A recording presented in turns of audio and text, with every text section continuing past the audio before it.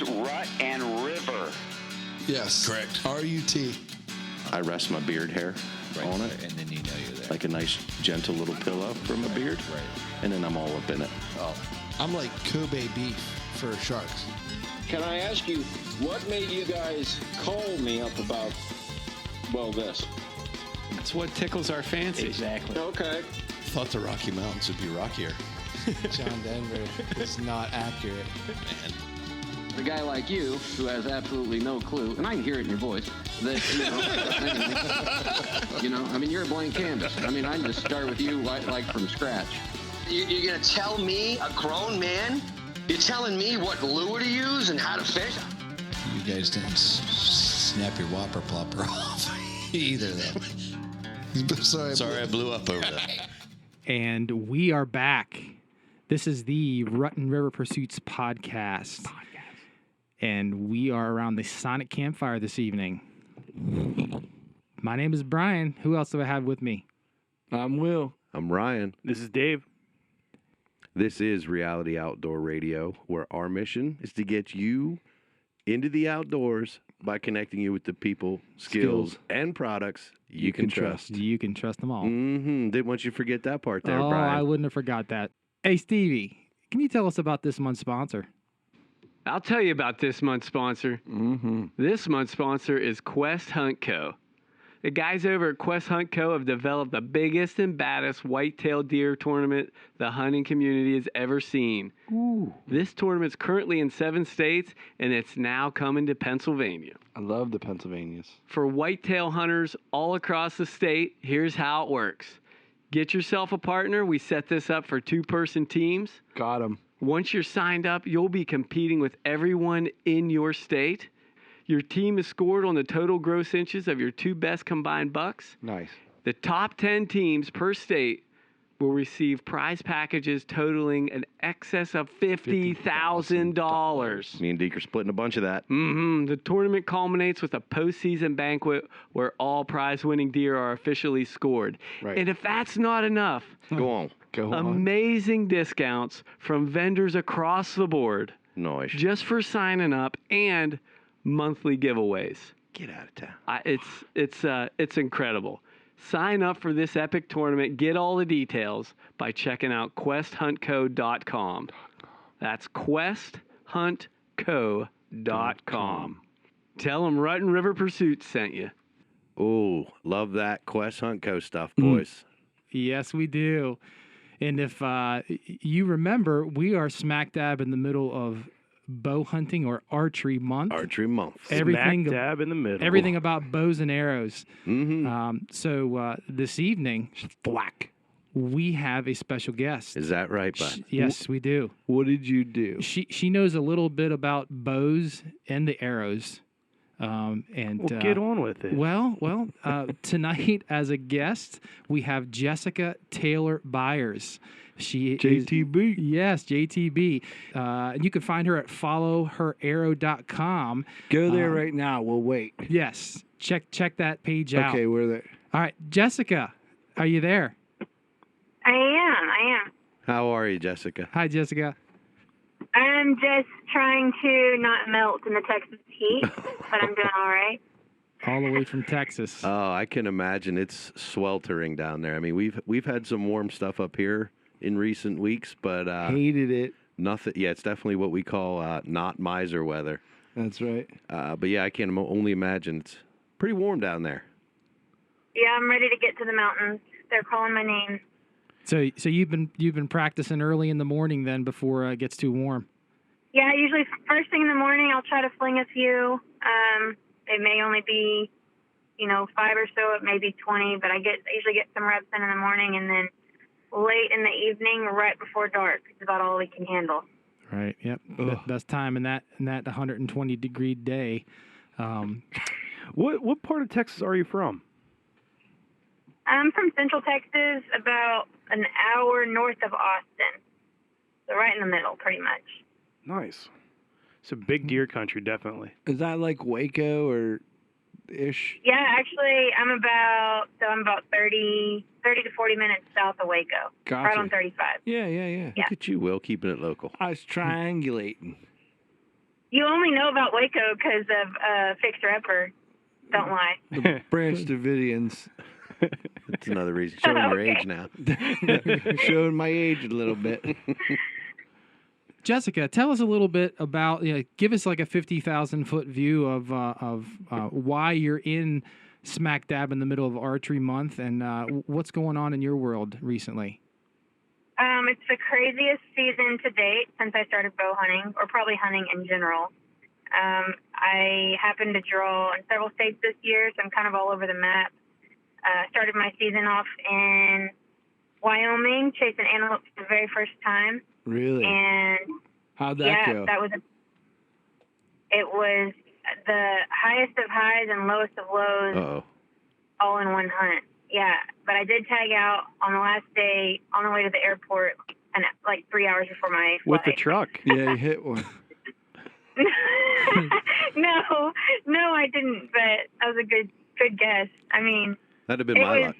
It was a crazy hunt. I was there for I was hunting for 4.5 days.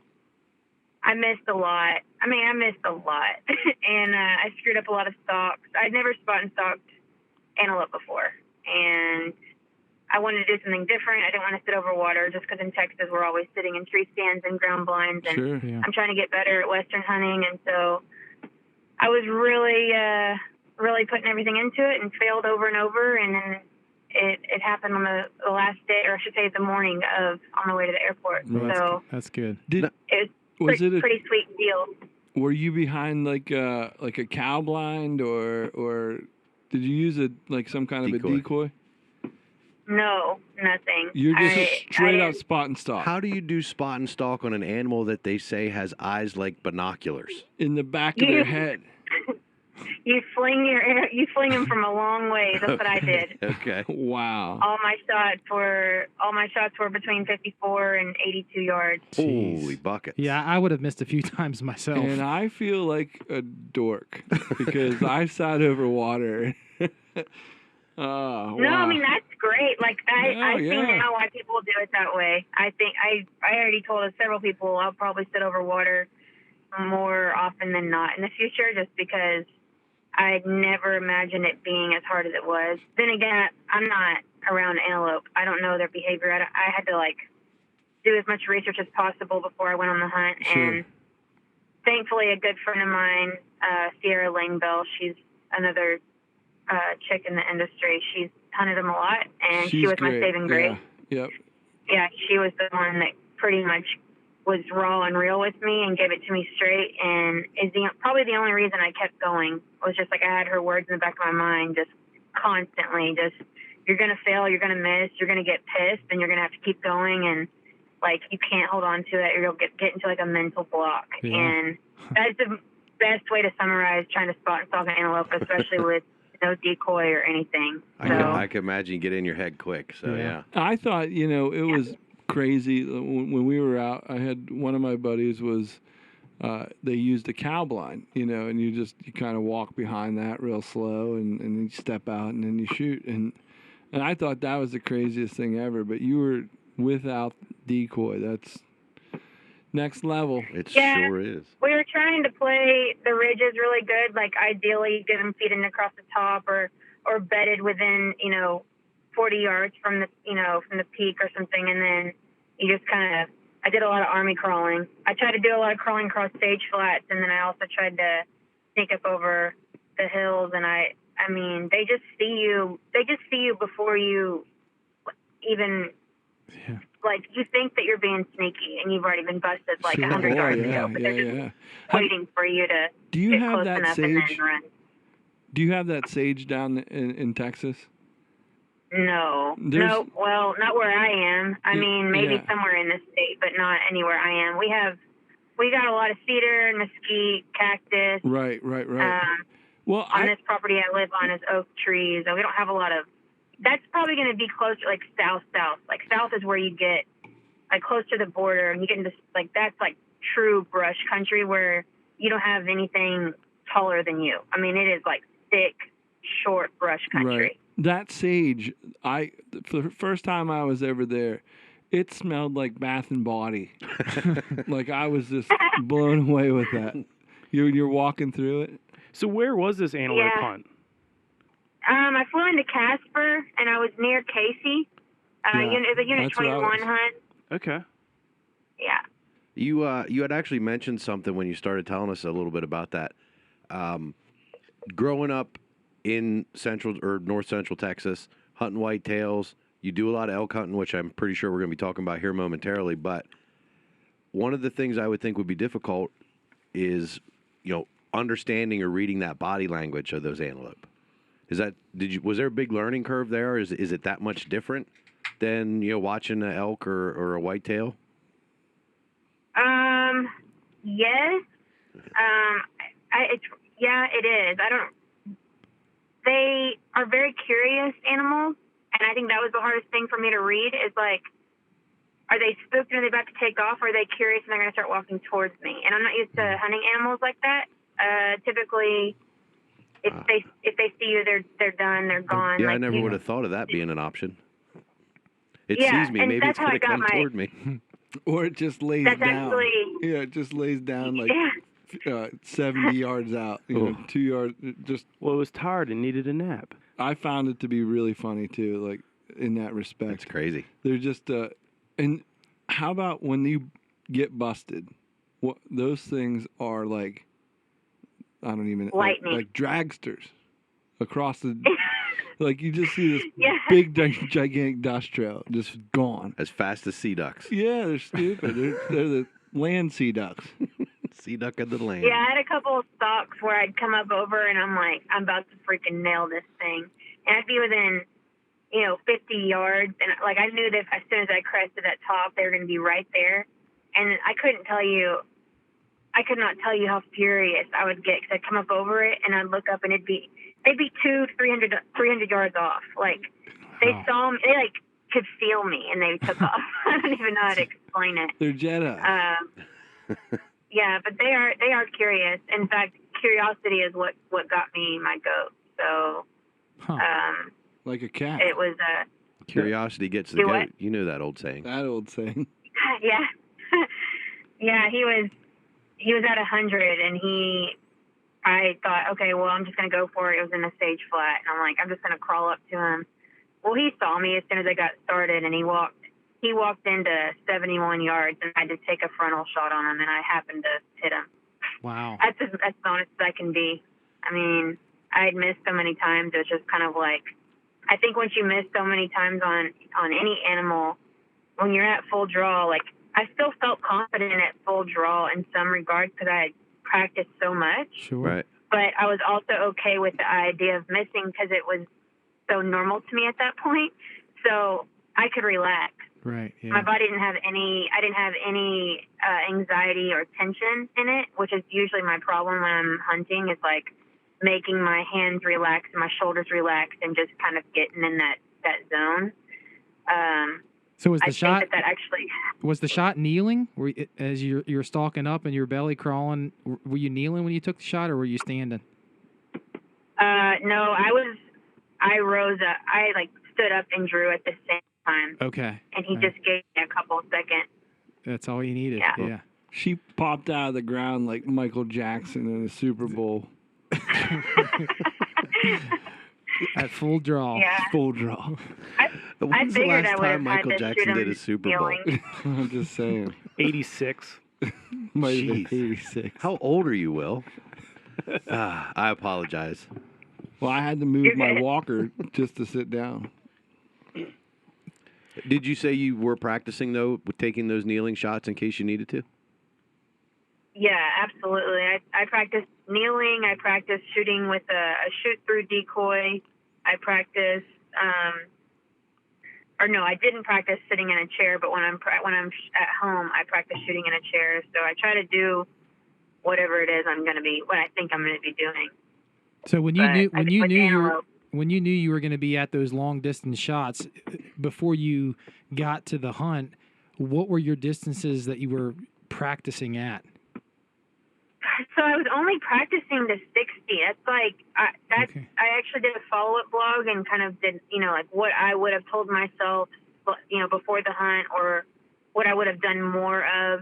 And that was one of the things I mentioned, is that I would have shot 70 and 80 yards more often. Right. Than I mean, I wasn't shooting. I think I shot 70 and 80 a couple of times just because my husband likes to be competitive and see who gets closer. But like as a daily routine, I usually don't shoot past 60. So to get a little specific, what of the gear that we're using? Do you have 4 or 5 pin sight? Do you have a single pin sight to shoot that distance?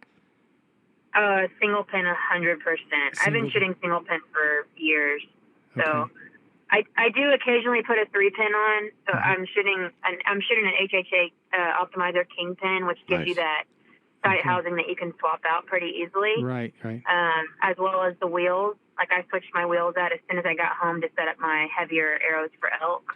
Okay. So, I considered putting a 3-pin on, but I've been shooting a 1-pin for I think 2 or 3 seasons now, and then like all this summer at my 3-day shoots, I was shooting 1-pin, and you just can't argue with the clarity of your housing at full draw. I'm not saying that that's necessarily always the best option on, depending on the hunt that you're on. Like I was really, really pulled to put a 3-pin on for elk with my heavier arrows, meaning, larger pin gaps and all that. I was really drawn to that. But then you have to ask yourself, like, at the end of the day, when you're at full draw, what are you most confident? What's most clear to you? And at this point, at this moment, and this day, I'm most confident with a single pin because that's what I put my time into. Right. Sure. So I'm going to stick with that for elk. Well, even though I have a pull to 3-pin for elk, like I do have that draw to want to possibly switch it out. I just need to stick with what I've been using. But if there's a chance that you're going to be shooting anywhere from, the very, very rare situation at a 20-yard shot at an antelope all the way out to the possibility of shooting 80 yards, you start talking about a multiple pin sight, especially one maybe that without the ability to use the wheels like the Optimizer's got, it's not going to work. So when you take that down to a single pin sight, now you've got the ability to use the wheels, get the different distances, plus at 80 yards, an antelope is pretty small. You put 3 pins in front of it, and now you're really losing a lot of your sight picture. So a single pin is almost it is ideal in that situation.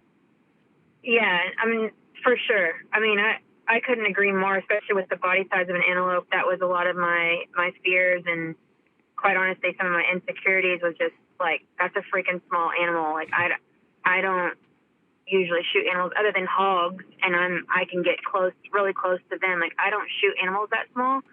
So I had some fears going into it, and it just was a no-brainer to use my single pin for that.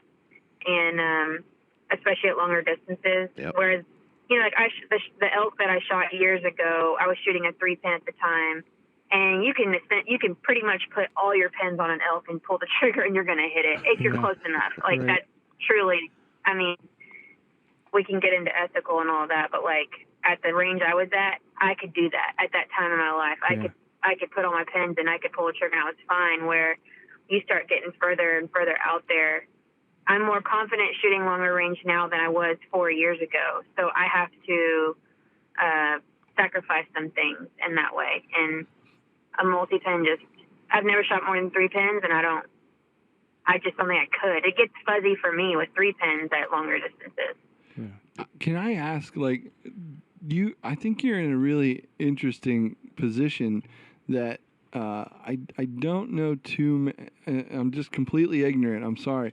But, like, I don't know too many women that get to shoot at those distances very often. And so can we do a little bit of a rundown as to, like, your draw weights and things like that?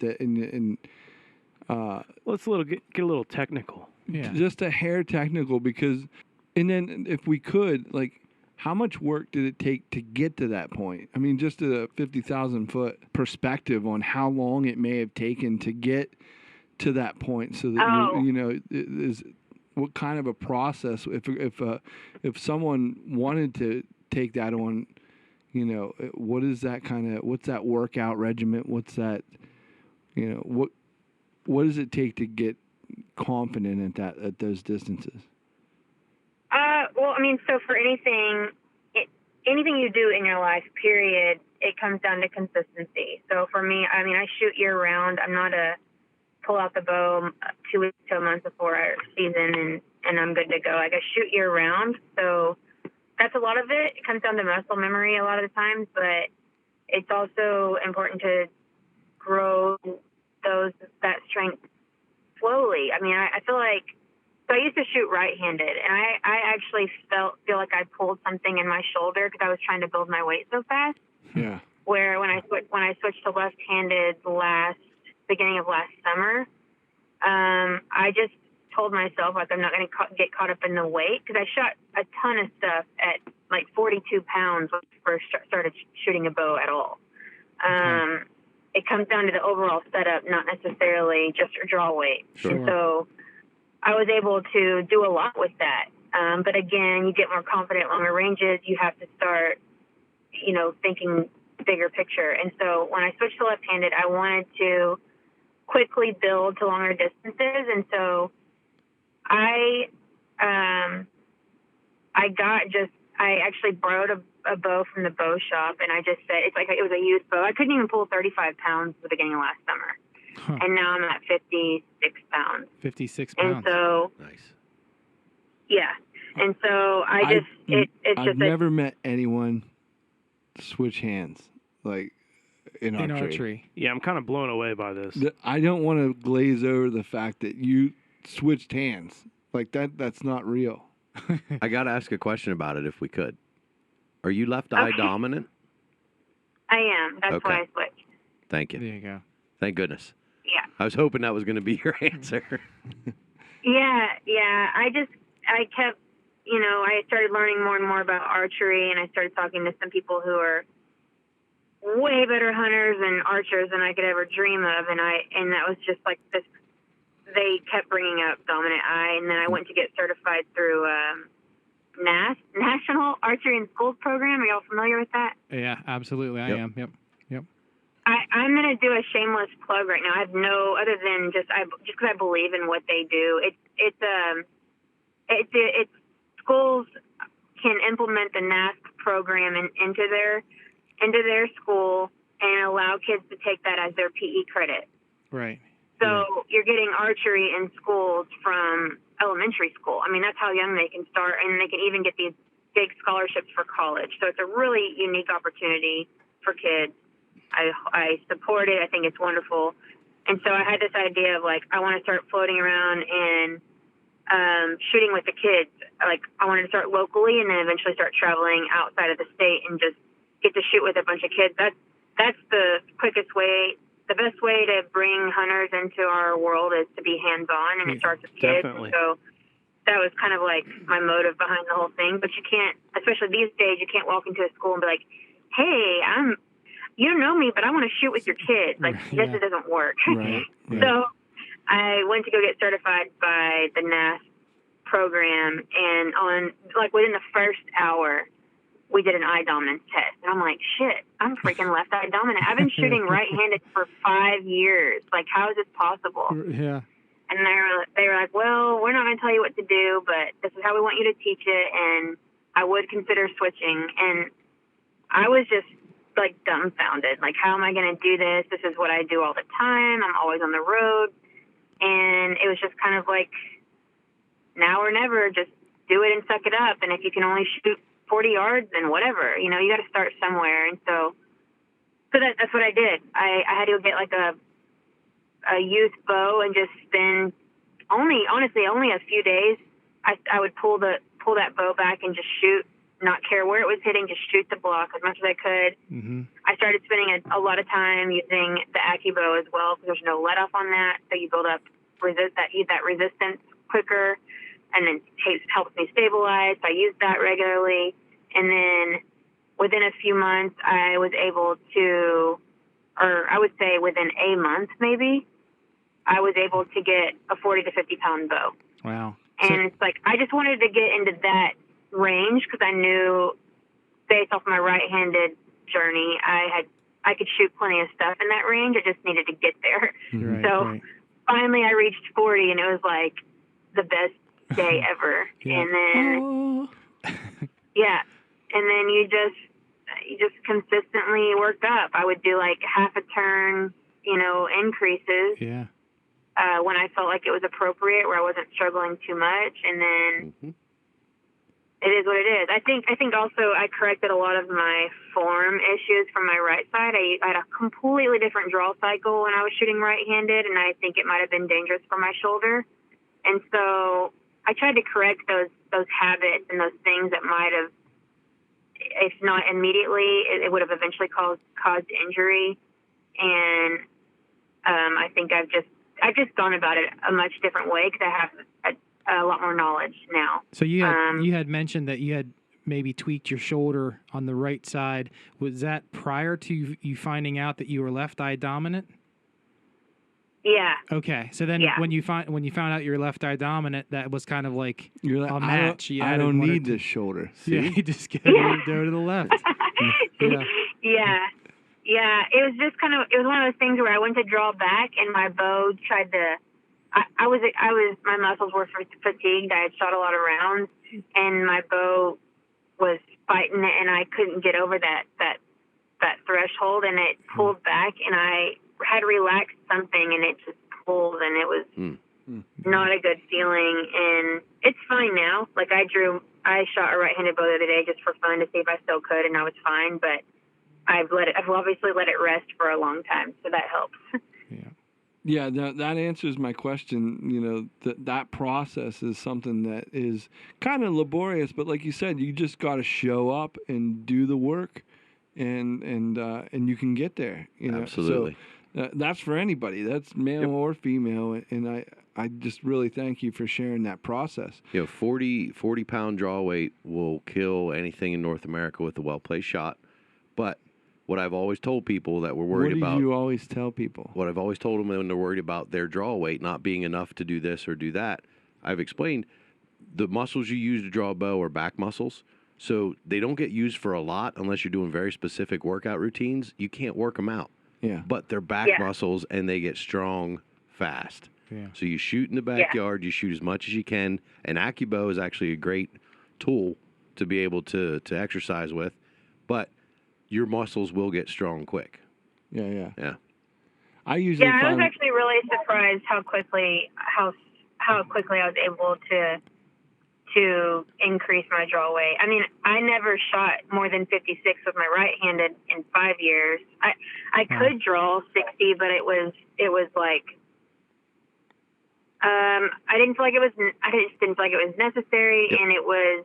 I've had adrenaline work against me in the field in the heat of the moment. Like I was so shook up I couldn't draw my bow, and I didn't want that to happen just because. I hear that. Just because I wanted to shoot 60 pounds. You know what I mean? Yeah. So. I've had frozen shoulder a couple times in the woods when the adrenaline starts pumping. You can't get that bow back. Yeah. Yeah. What was it on? What did it happen to you on? It was a whitetail, and it was a cold day. And this buck stepped out at 20 yards, and I actually had to try to draw back 3 times before I can get the bow back. Did end up placing the shot. And then he heard your knees knocking. I did end up getting the shot off and got the buck, but man, that kind of was a eye opener as to what poundage that I was shooting and whether I needed to, shoot that poundage when that situation arose.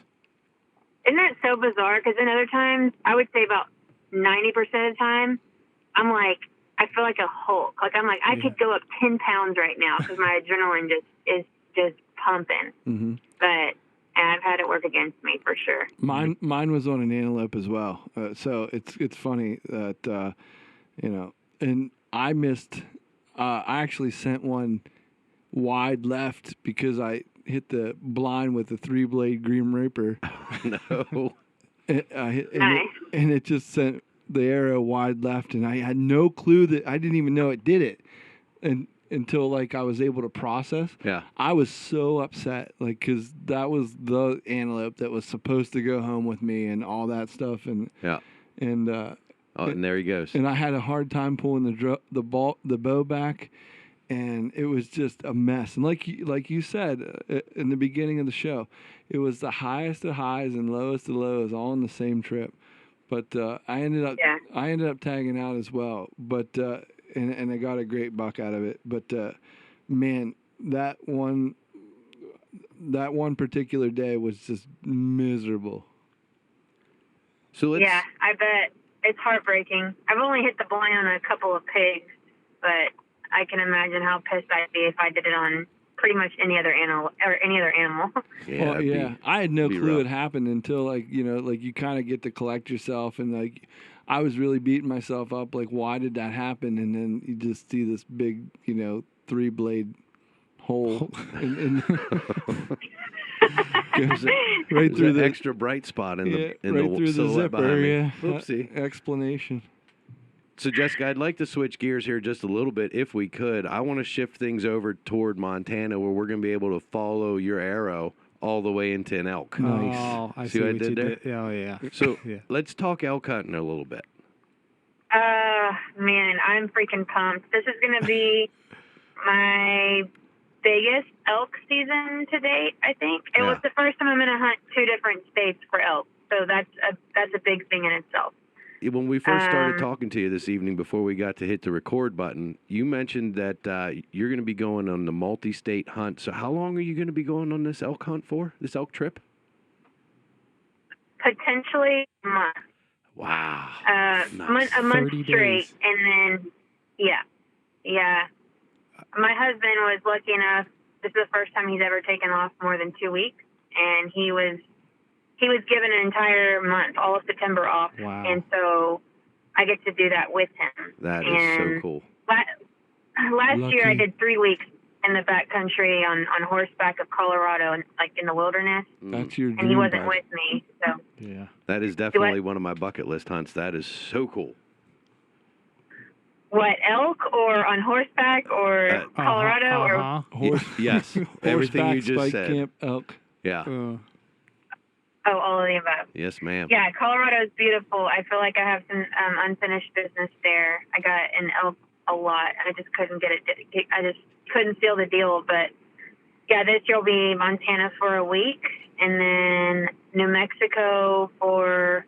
It'll be the second season of New Mexico, so it'll be the 15th through the 24th, and then I may be going back to Montana depending on what the tag situation is. I mean, in a perfect world, we both tag out in Montana and then it's all good. Yeah, but you never know. You had mentioned Colorado, and you had some unfinished business. I think that video that you produced or were in Merrow, was that filmed in Colorado? Merrow was actually in New Mexico. Okay. I wasn't sure. I know. I watched that coming up the road, and I tell you what, that was an incredible short film, a short piece. That was. If you haven't seen that, you should go to YouTube, follow her arrow, and look at that piece. Check that out. Yeah, it was incredible. Thank you. That was a very special project.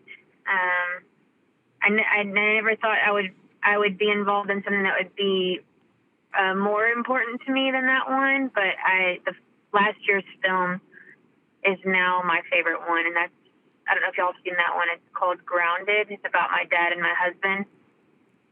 Have y'all seen that one? I'll check that one out. Is that also up on YouTube? Yeah, I think it's actually like my highlight. I think it's actually like at the top of my YouTube. But it was, so Merrow was a Badlands Film Fest submission, and then Grounded was my second year submission. They both made it, but only Merrow placed. Okay. But Grounded is a better film, in my opinion. It's kind of like a tribute to the two men that shaped my outdoor everything. I mean, from the man that introduced me to the man that got me where I am. Yeah. That sounds like it was a pretty special project, something you did straight from the heart. I like that. Yeah, it was pretty neat. And I got to watch them both tag out. My dad got a moose on that trip, and my husband got his first mule deer on that trip. And it was cool. It's not very often you get two people that mean that much to you in the same setting and that both find success. And so it was just like, it was a really special time. And we'll all be in camp together again in New Mexico this year. Wow. So who knows? Maybe it'll happen again. That is cool. So how much does filming play a part in your life and your every day. Is that a big priority to make sure you're getting the good footage, or is it like second to the hunt? I think when I first started Follow Arrow, I put a lot more effort into it, and then I quickly realized that if I was going to keep enjoying the outdoors the way that I did before social media, and then like just for my sanity and my privacy and to fill my own cup and to keep going, I needed to lay off. And so a lot of my hunts, I just do it for me. I mean, I'll always get photos, content for my partnerships and stuff, but I'm pretty open with the fact that if I get it, I get it. And if I don't, I don't. I'm just not going to put myself doing it. Yeah. Those really high-end films are the exception, because those are films I raise money for to have like cinematic quality, and we actually might throw something together for that New Mexico hunt, because it is going to be so special. Plus, my older sister that hunts has also got a tag, so it's like my dad and his 2 girls, and then my husband, who's an incredible hunter, and I think at minimum I'll fly a photographer out there just to get some moments, but I don't know. Those films are not. They're not cheap. I mean, you're using Red cameras, and it's pretty incredible what they're able to do, but you pay for it. So those are different, because yes, it is 100%. We're going to get the shot, and we're going to build a story, and it's going to be blood, sweat, and tears going into it. And I do love that. Like, the creative aspect is wonderful, but I usually do one of those a year. To put it in perspective, I don't do those regularly. Yeah. Okay. It's got its just, place, I but like to have yeah, fun. you're out there for more reasons than just that, it sounds like. Yeah, for sure. So there are times where, of course, you're on a hunt. Like even my antelope hunt, I would have been devastated if I think I missed 10 times. Yeah, I think I would have been so upset if that had been on film 10 times. But then how freaking cool if they'd have got my 11th and 12th shot were in my buck. And so I'm like, what a cool story in the end, right? But yeah. I think it would have added to my stress and my feeling overwhelmed if I had somebody following me around getting every one of those. So well, that's like every show tries to do that. Last hour, last light, last whatever. So much drama, Yeah. But sometimes it really actually happens. I do have a little tiny handy cam that I just keep on me because it's cool to get clips here and there, and I think that resonates with people more than anything. Like, those short films are wonderful, and that's where my heart is. But realistically, as a price point and the amount of hours it goes into it, it's not something I can do all the time. I think that just even iPhone footage is so much more relatable for the everyday hunter. So I do what I can, but if ever I start feeling like it's taking away from the hunt, then I just put it down, and I don't feel bad about it. And I got to do that for my sanity. Yeah, that's good. So these hunts this fall, you are going to be going for quite some time. Are they all going to be spike camp type hunts, or are they horseback? What kind of hunting are you going to be doing for that? The first week, so originally when we drew our Montana tags, my husband and I were planning for like 100% DIY, like going in, not on horseback, just going in and doing it ourselves. No guide, no nothing. As y'all know, sometimes you shake the right hands, and that's kind of what happened. We got a phone call after we drew. We got a phone call from some friends of ours about an opportunity on some property in Montana. So we will be hunting private the first week. Oh wow! Nice. And then if we don't tag out, we're just gonna go back to what our original plan was. We'll get to go back and try to fill those tags later. But and then New Mexico is public land, and it's gonna be, we're gonna be taking in, like, we're preparing to take in a tent and super lightweight, just everything, camp on our back, Nice.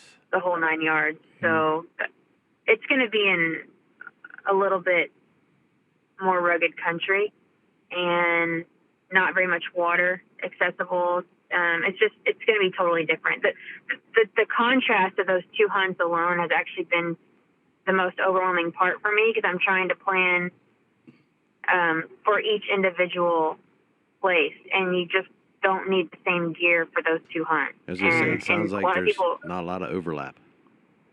No, there's not. So Montana will be in a cabin, like a little cabin on the property, and then so to me that's luxury. And I don't know, it depends on how you hunt, but and then New Mexico is going to be more rugged. We're going to haul a 4-wheeler up there to try to get around a little bit better, but a lot of it's going to be wilderness area, so it's just going to be tougher. It is, but there's massive bulls in that area, so it's like, it's going to be fun. It's going to be really cool. I'm excited. It'll be worth it. Yeah, for sure.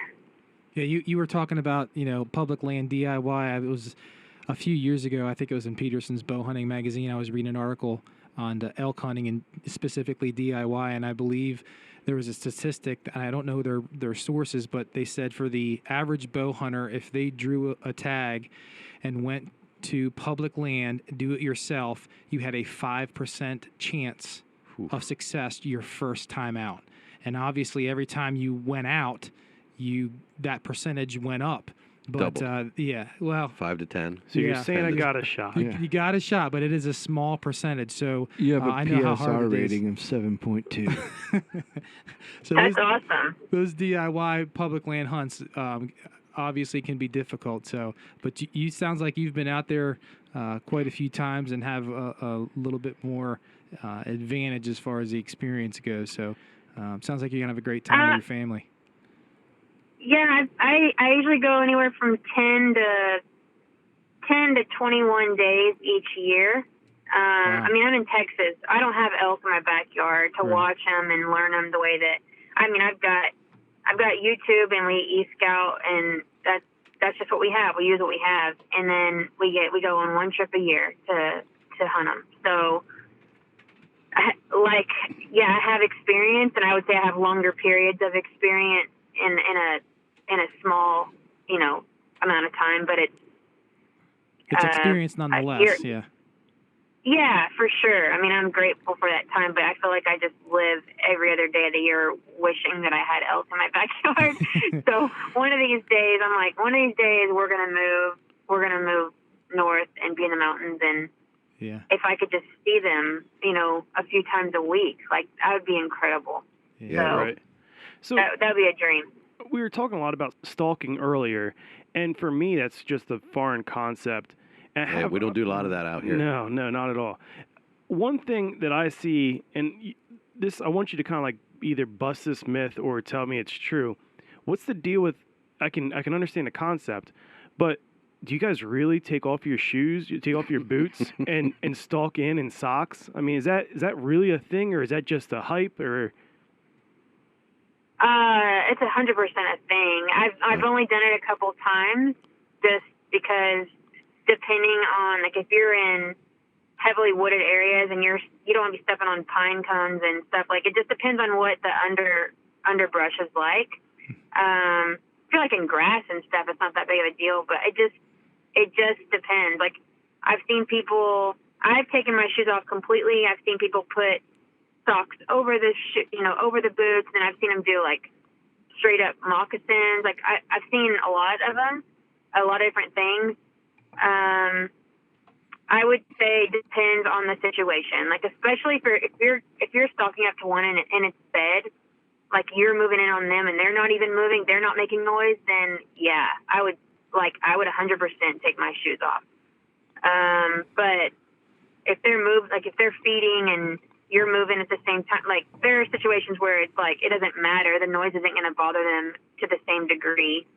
And like with elk hunting, I've learned this over the years. Like, I've seen people who are super, super quiet, and they come into an area, and then they'll just like they'll just rip a bugle, and I'm like, I learned from someone else, like, that's not really natural because elk are really freaking loud when they're going through Yeah, they are. anything. Like, they're big animals and they're loud, but they're somehow still like the white ghost of the forest too. It's the most bizarre thing.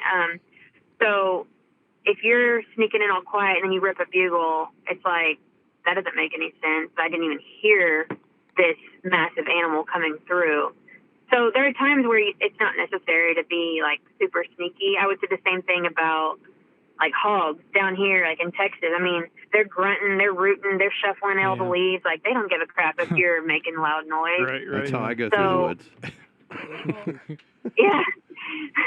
It just depends on the animal, depends on, time of year and stuff. But I would say I think most people do that when they've glassed one up in its bed and they're wanting to make a stalk on it, and it's like everything around them, they're hyper aware of their surroundings in that moment because they're sitting in one place.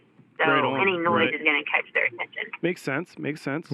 Well, thanks, Jessica, and I hate to do this to you. What are you doing? Don't you do it, Brian. I'm sorry, but I'm going to have to be the bearer of bad news. You know what? This is funny about White Ghost of the Forest, but that's Pikarowski's nickname. But they're saying that's his nickname. We unfortunately we're bumping up on time this evening, and for every guest that we have, we go around the table and we ask questions, specifically 5 questions, and we call them the Fast 5. So with that's that how we close them all out. With that being said, we're going to ask you 5 questions. There's no wrong answers. I want you to answer off the top of your head the first thing that comes to your mind. Okay? God. All right. So, Lord. All right. So let's see how we do. So the first question is, what are you most proud of? Getting an elk with my bow. Not your answer. Not your left-handedness. I mean, actually smoking an antelope with my left hand, that's pretty sweet. I forget that I switched to left-handed. So I guess. yes, I'm proud of that. Yeah, good. Well, either one of those answers are correct. Awesome. So that's good. We'll accept them both. I like it. Yeah, I'm still enamored. So, number 2, one thing that you can't live without in the outdoors. Geez. One thing I can't live without. Crocs. I wear Crocs in camp all the time. Nice. Yeah. That's a first. I wouldn't have seen that one coming. No. Out of left field. All right, so that takes us to question number 3. Jessica, what's your favorite movie? Probably Tombstone. Oh, nice. Yeah. Pickleby or Huckleberry? Uh-huh. Good answer. It's a great one. Number 4, one thing you do every day to prepare for your outdoor lifestyle. Well, I don't shoot every day, but dang near. That works? Yeah, I mean, I shoot almost every day. Yeah. Perfect. All right, we're going to wrap things up with the number 5. Is obviously you've been a lot of places and done a lot of hunts, but not hunt specific, but generally, what is on your bucket list? A moose hunt with my bow. A moose that hunt. That would be the most incredible hunt I could ever imagine. Awesome. I've got 2 bows, one for each of you. You're saving that. You're trying to figure out how to work that in. No, it just came to me. She shoots both ways. Oh, that's good stuff. Well, that moose hunt sounds like it's definitely going to happen for you. It's certainly an attainable bucket list hunt, and I know you'll be able to do it. Thank you. I appreciate it. Hopefully one of these days I'll get drawn. Yeah. Great. Well, Jessica, thank you very much for talking with us this evening. And before we let you go, can you tell our listeners where you can be found? Yeah, sure. So everything is linked to my website, which is followherarrow.com. So there you'll find YouTube, Instagram, Facebook, Twitter, all of my blog articles. I do a lot of writing. But otherwise, directly on any social platform is just at Follow Her Arrow. Okay. great. And- Everybody go check her out. Yeah, I'm definitely going to put this out there, folks. We barely scratched the surface. She's got a ton of knowledge, ton of information that she's sharing with everybody. So definitely, you're not doing yourselves any favors if you aren't following her. So go check it out. Her arrow. Follow her arrow. Follow her arrow. Boom. Yep. I like it. Well, Jessica, thanks again for joining us this evening. We appreciate it. Good luck on your upcoming hunt to Montana and also New Mexico. Thank you so much. I enjoyed it. I appreciate you guys inviting me on. Absolutely our pleasure. Thanks so much. So before we wrap this show up, Ryan, why don't you tell us about our sponsors? This episode was also brought to you in part by Protection First Class Outdoors. PFC lubricants protect and lubricate your firearms, bows, tree stands, and everything else in your outdoor equipment inventory. Your equipment's protected and lubricated during the season, and the deer aren't going to smell you. Come on. You know you need to get some. Head on over and check out everything they've got going on over at pfcoutdoors.com. Guys, another great show. You know it. Ryan. Yes, sir. How would you tell our listeners where they can find us? Well, as always, they can check us out at RuttenRiverPursuits.com. The podcast can be listened to on all of the podcast apps, such as the awesome ones of Apple Podcast, Spotify, That's the one. and iHeartRadio. I love those Spotify's. And, of course, check us out on all social media platforms, Instagram, Twitter, and Facebook. Just search Rutten River Pursuits. And what about the YouTube? Don't forget the YouTube channel, Rutten River YouTubes. Pursuit Podcast. Yes. Check them all out. Another epic week, boys. Good stuff. Absolutely. We'll see ya. Appreciate y'all. All right. Get outdoors.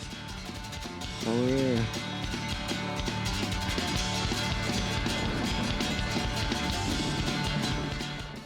That's probably going to be closer, like south. Like south is where you get like close to the border, and you get into like that's like true brush country where you don't have anything taller than you. I mean, it is like thick, short brush country. Right. That sage, for the first time I was ever there, it smelled like Bath and Body. Like I was just blown away with that.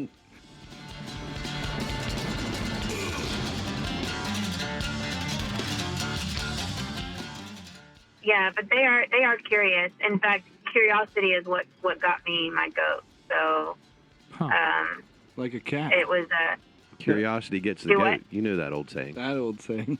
yeah.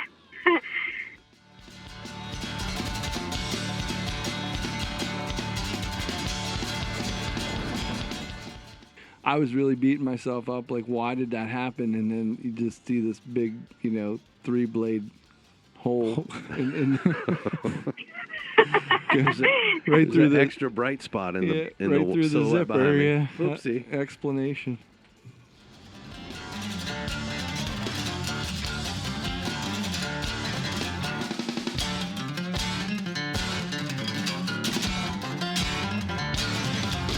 I've got 2 bows, one for each of you.